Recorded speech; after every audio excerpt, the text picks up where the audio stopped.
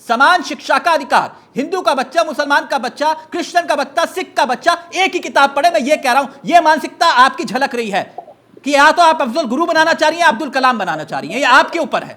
आपने ये कहा कि आरएसएस के स्कूलों पर बुलडोजर चला दो, ये बात बोली आपने ना, आरएसएस के स्कूलों पर बुलडोजर चला दो। मैं आपको एक उदाहरण देता हूं। सांप्रदायिकता का जहर घोल रहा है आरएसएस का स्कूल आज तो के फिर दौर में। एएमयू में और जेएनयू में क्या हो रहा है? आप सिर्फ कश्मीर फाइल्स के नजरिए से देख रहे हैं, मैं देश के भविष्य के नजरिए से देख रहा हूं। आप जो है ना मेरी बात को घुमा रहे हैं। अब मैं सीधा सीधा कहता हूं, अगर मेरा बच्चा है तो मुझे यह कह रहा है कि पापा मैं भगत सिंह बनूंगा, मैं भगत सिंह बनूंगा, मैं पटेल बनूंगा, मैं कलाम बनूंगा, और दूसरे का बच्चा जो पड़ोस में है वो ये कहता है कि अब्बा जान मैं अफजल गुरु बनूंगा, मैं यासीन मलिक बनूंगा, मैं कसाब बनूंगा। आप क्या पसंद करेंगे? क्या पसंद करेंगे चंद्रेश जी? मैं हंसने की बात नहीं है, ऐसा है, मैं हंसने की बात नहीं है। आप क्या पसंद करेंगे मुझे बताइए। मैं तो सीधी बात पूछ रहा हूं आपसे। ऐसा है कि हम ऐसी परिस्थिति का कोई निर्माण ही न करें जिससे समाज में तो वो परिस्थितियां कहां निर्माण हो रही हैं महाराज? कोई भी इस ना वो परिस्थितियां कहां पैदा होती हैं? कहां पैदा होती हैं? मैं वही तो कह रहा हूं। कश्मीर फाइल्स पर आप लोग चर्चा कर रहे हैं, बहस कर रहे हैं, तू मैं कर रहे हैं। हकीकत क्या है उसी पर आइए ना। समान शिक्षा का अधिकार, बच्चों को तालीम कहां दी जा रही है और क्या दी जा रही है? हम तो कह रहे हैं पूरे देश में यदि एक शिक्षा व्यवस्था और समान शिक्षा व्यवस्था लागू होती है तो मुझे नहीं लगता है कि किसी को इस पर कोई आपत्ति होनी चाहिए। आपने मेरे सवाल का जवाब नहीं दिया। आपने मेरे सवाल लागू होनी चाहिए तो सरकार आपकी नहीं रही, आपने कितना लागू कर दिया? मैं बता रहा हूं, सांप्रदायिक शिक्षा और सांप्रदायिक व्यवस्था का हम कहीं समर्थन नहीं करते हैं। यदि कहीं भी सांप्रदायिकता पर आधारित शिक्षा दी जा रही है सांप्रदायिक शिक्षा का मतलब क्या है? मैं एक उदाहरण देता हूं। आरएसएस एक विद्यालय चलाता है सरस्वती शिशु मंदिर के माध्यम से। अब आप बताइए, यदि आप मदरसे को टारगेट कर रहे हैं, जैसा कि आपका इंटेंशन था कि आपने कहना चाहते हैं, चलो मान लिया कि मदरसों में सांप्रदायिक शिक्षा दी जाती है, तो सरस्वती शिशु मंदिर में किस प्रकार की शिक्षा दी जाती है? हम तो कह रहे हैं भाई सरकार पूरे देश में एक शिक्षा व्यवस्था को लागू कर दे, सारी समस्या खत्म हो गई। यूनिवर्सिटी से लेकर कॉलेज तक सारी आपकी मानसिकता है। मैंने समान शिक्षा की बात की है, मैंने किसी को टारगेट नहीं किया। पहली बात कह रहा हूं, आप सांप्रदायिकता की बात कर रहे हैं, मैं नहीं कर रहा चाहिए। मैं आपको उदाहरण, मैंने आपको उदाहरण दिया। अच्छा फिर ये कौन सी सोच है, फिर ये कौन सी सोच है कि अफजल हम शर्मिंदा है तेरे कातिल जिंदा है? यह कौन सी शिक्षा में पढ़ाया जाता है कि अफजल हम शर्मिंदा है तेरे कातिल जिंदा है? ये कौन सी सोच है? ऐसे लोगों को ये कौन सी शिक्षा है? और ये शिक्षा कहां दी गई? ये शिक्षा कहां दी गई? नहीं, ऐसा है कि देश और आप जाके जेएनयू में उनको समर्थन देते हैं। यही है ना शिक्षा, यही शिक्षा दी है ना।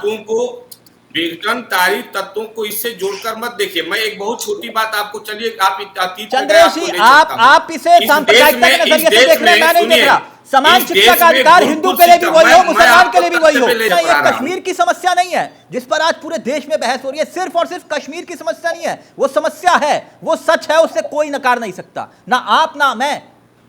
ये तो हकीकत है ना जो कुछ घटा कश्मीर में। मैं ये कह रहा हूं कि ये कश्मीर में क्यों घटा, वो बंगाल में क्यों घटने वाला है, वो केरल में भी घट सकता है। मसला मानसिकता का है, मसला तालीम का है। मैं वही बात कह रहा हूं कि शिक्षा का एक उद्देश्य ये भी है कि बच्चों को इस तरीके से हम तैयार करें कि भविष्य में आने वाली चुनौतियों का सामना कर सके और समाज के निर्माण में, राष्ट्र के निर्माण में अपनी महत्वपूर्ण भूमिका का निर्वाह कर सके। लेकिन अगर आप इसे हिंदू मुसलमान के चश्मे से देख रहे हैं तो मुझे कोई गुरेज नहीं है, आप उसी चश्मे से देखिए। क्योंकि आप लोगों ने अगर उसी चश्मे से नहीं देखा होता तो आज देश में यह कानून लागू होता। आपने देखा शाहबानू को उसी चश्मे से जिस चश्मे से आपने राम मंदिर को देखा।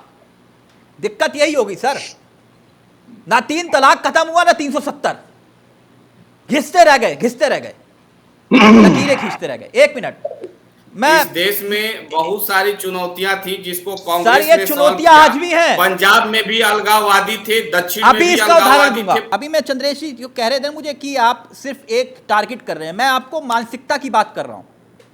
मैं उस सोच की बात कर रहा हूं जिसे आप सिर्फ कश्मीर फाइल्स के नजरिए से देख रहे हैं। मैं देश के भविष्य के नजरिए से देख रहा हूं। आपने ये कहा कि आरएसएस के स्कूलों पर बुलडोजर चला दो, ये बात बोली आपने ना, आरएसएस के स्कूलों पर बुलडोजर चला दो। मैं आपको एक उदाहरण दूं। सांप्रदायिकता का जहर घोल रहा है आरएसएस का स्कूल आज तो के फिर दौर में। एएमयू में और जेएनयू में क्या हो रहा है? देश की जनता जानती है, देश की जनता जानती है, सरस्वती शिशु मंदिर में देश की शिक्षा दी जाती है। मदरसों और मौलवियों की तरह उजाड़ने की शिक्षा नहीं दी जाती। अरे देशद्रोहियों मत बोलो। आपने शिशु मंदिर के बारे में बोला, वो कह रहे हैं कि शिशु मंदिर में जिहाद सिखाया जाता है। क्या बोलूं मैं उनको? शिशु मंदिर में जिहाद सिखाया जाता है? आप उनको बताइए कि शिशु मंदिर में पूर्वाग्रहित लोग हैं। आरएसएस का जो एजेंडा है, भारतीय जनता पार्टी का जो एजेंडा है, वो शिशु मंदिरों के माध्यम से चलाया जाता है। आप सुन लीजिए, शिशु मंदिरों के अंदर आप ये कह रहे हैं कि किसी को शिशु मंदिर में जाना चाहिए, कांग्रेस आएगी तो बुलडोजर चला देगी शिशु मंदिर पर। अच्छा मेरी बात सुनिए चंद्रेश जी, मैं एक उदाहरण के साथ आता हूं और एक बहुत महत्वपूर्ण उदाहरण है। छोटा सा उदाहरण दे रहा हूं आपको। कभी आपने सुना, देखा या महसूस किया कि यूएस में कश्मीर जैसा नरसंहार हो गया? कभी सुना आपने? नहीं ना, कि यूएस में कश्मीर जैसा नरसंहार हो गया।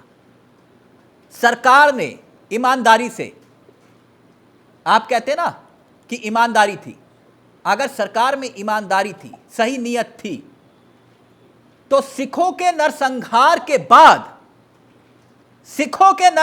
के बाद नियम कानून बदल दिया होता, तो जो कश्मीरियों का नरसंहार हुआ है ना, वो नहीं होता। अगर आपने 84 के दंगों के बाद नियम कायदे कानूनों को बदल दिया होता, तो ये कश्मीर में नरसंहार ना होता। चंद्रेश जी, ये मानसिकता है, मैं इसका जिक्र कर रहा हूं। कश्मीर पूरी दुनिया में अशांति का मूल कारण क्या है, उसको समझिए। पूरी दुनिया में अशांति का मूल कारण क्या है? एक विशेष तालीम देना, एक विशेष तालीम। कश्मीर में जो हुआ वो आम मुसलमानों ने नहीं किया, वो आतंकवादियों ने किया, और जो भी हुआ वो भाजपा और आरएसएस के इशारे पर हुआ। अरे शर्म करो, एक जिम्मेदार चैनल पर बैठ करके झूठ बोल रहे हो, कुछ तो शर्म करो। आज फिर साबित कर दिया कि यासीन मलिक कांग्रेस का यार था। आप सुनिए मेरी बात, सवाल ले लीजिए। अगर आप ये कह रहे हैं ना, अब मैं इसका उदाहरण एक और देता हूं जिसका जिक्र आपने किया। उदाहरण देते हुए समझाता हूं। कश्मीर का जिक्र मैं इसलिए कर रहा हूं बार बार। यासीन मलिक बिट्टा कराटे, जब यह उदाहरण दिया जाए कश्मीर का जिक्र करते हुए यासीन मलिक और बिट्टा कराटे का, कि देखो उनको भी कुछ नहीं हुआ, उन्होंने पूरा कश्मीर खाली करवा लिया, तुम्हें भी कुछ नहीं होगा, क्योंकि यासीन मलिक को कुछ नहीं हुआ, बिट्टा कराटे को कुछ नहीं हुआ, तो तुम्हें भी कुछ नहीं होगा।